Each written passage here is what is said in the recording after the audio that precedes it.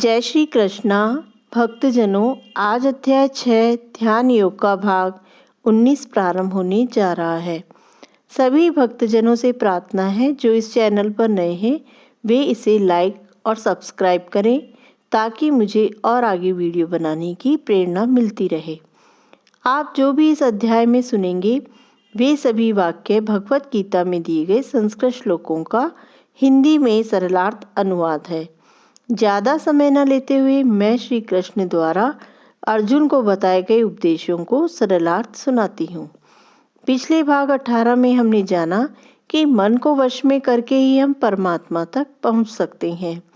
श्री कृष्ण अर्जुन से कहते हैं कि जब मनुष्य निष्कपट, हितैषियों, प्रिय मित्रों, ईर्ष्यालुओं, शत्रुओं तथा मित्रों और पापियों को समान भाव से देखता है तो वह और भी उन्नत माना जाता है।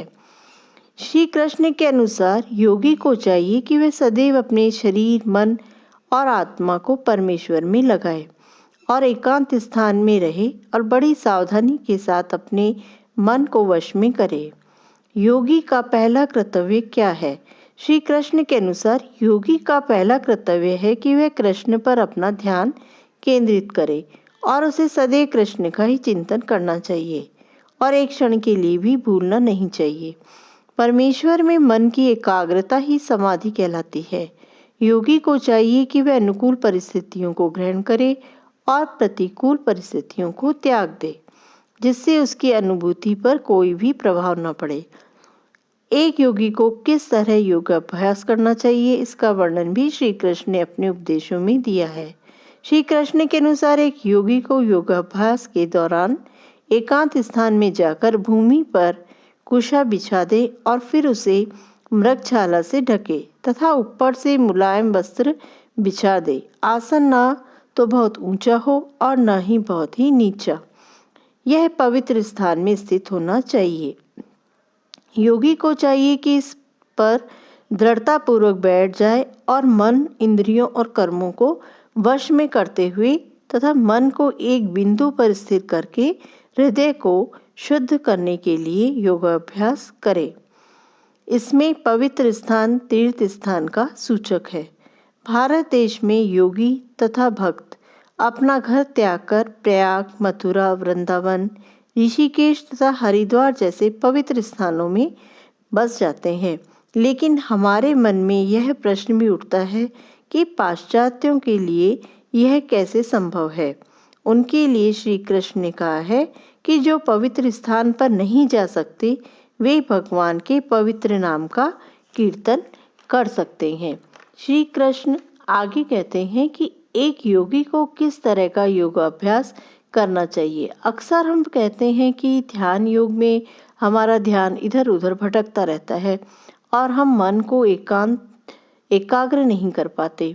इसके लिए एक योगाभ्यास करने वाले को चाहिए कि वह अपने शरीर, गर्दन और सिर को सीधा रखे और नाक के अगले सिरे पर दृष्टि लगाए और मन में मेरा ही चिंतन करे, अर्थात कृष्ण का ही चिंतन करे और इससे वह अपनी चरम लक्ष्य पर पहुंच सकता है।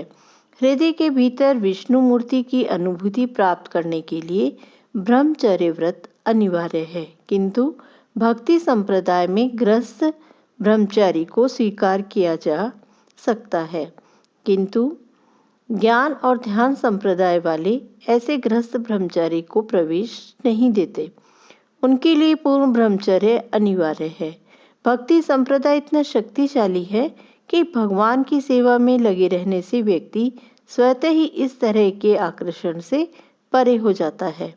भक्तजनों, ध्यान योग को पूरी तरह समझने के लिए इसे मैं विस्तृत रूप में बताती हूँ, क्योंकि भगवत गीता में भी ध्यान योग का विस्तृत वर्णन किया है।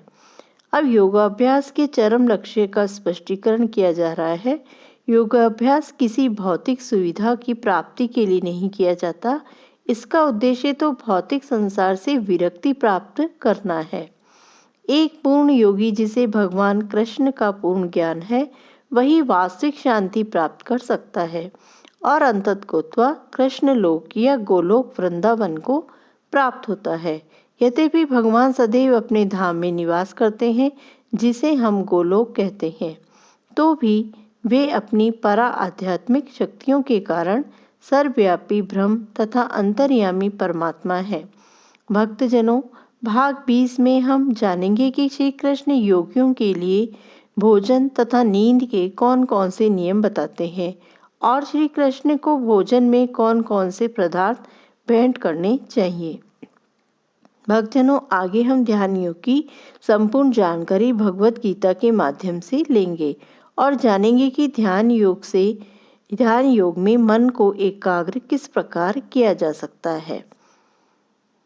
जय श्री कृष्ण।